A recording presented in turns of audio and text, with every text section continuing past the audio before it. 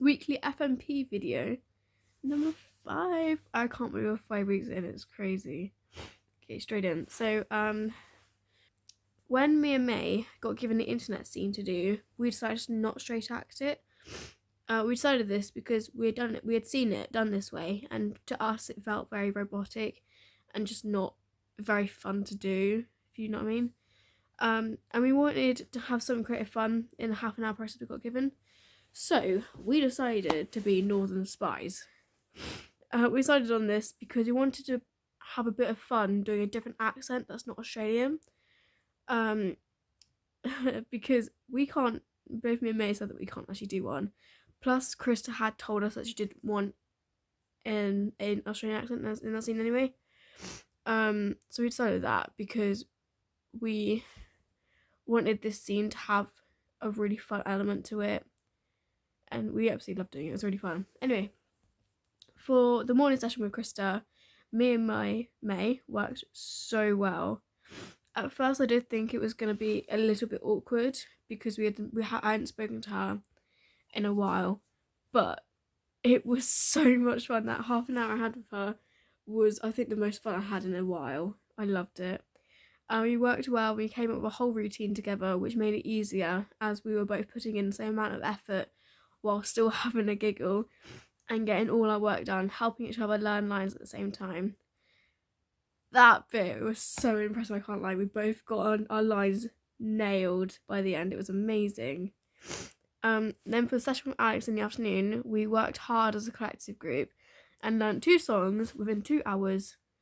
Within the 2 hours we sang, meaning we've gotten more confident and stronger in learning new material. So yes, overall this week we worked so well together. But I think a challenge I faced this week was getting over the cast list. So when the cast list came out, I was absolutely gutted that I'd only been given Michelle in the internet scene. It was a challenge because I was confused on why I didn't get a bigger role. But I overcame this by taking a moment to myself and taking a step back as well to look at the bigger picture and realise I didn't actually get the smallest part in the entire play. And that I did have a lot of fun on Tuesday with me and May forming the scene together. So in overall, I'm looking forward to doing the scene. I am glad that I'm doing it with May. I'm really glad I am. But the key question for this week is, how was the casting process supported your ideas about the world of the play? Were you surprised by any casting choices, and if so, why? And what has this taught you about the casting process? So, I think the casting process supported our ideas of the world of the play very well because Krista allowed us to show ideas of multiple attempts of the same character and maybe a completely different character if we wanted. She also allowed us to take control and become a director of small projects inside the casting process. If we had ideas that we wanted to see come to life, then she would let us do that. Krista did an amazing job at the casting process because she used the time she had to get to know us on a level where we could all trust each other, so that we could trust her that she would make good decisions for our final year 1 piece.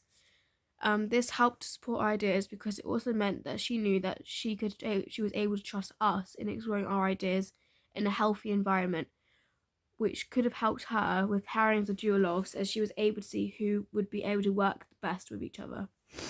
I think I was pleasantly surprised with how the cast list looked, because you could tell that Krista had taken a lot of time and consideration into who would play what role best and which pairing would look best.